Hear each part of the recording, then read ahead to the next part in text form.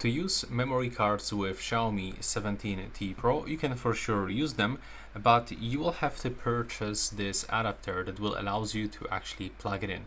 This is the only way because this smartphone doesn't actually have memory card slot. So you have to input it, your memory card into that adapter and then plug it straight into your phone. But if it is not working for some reason, make sure that you are gonna open that more connectivity options and turn on OTG connection.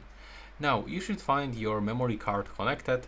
It's called as a USB drive, but of course it's not, because here we can find simply everything that is on our device. There we go. That's how it actually looks. And right now, if I want to move something from my drive, from my memory card, like this photo, I can just click and hold it. I can go for the more, click copy or move, and now I can move it straight into our Xiaomi 17T Pro storage, just like that.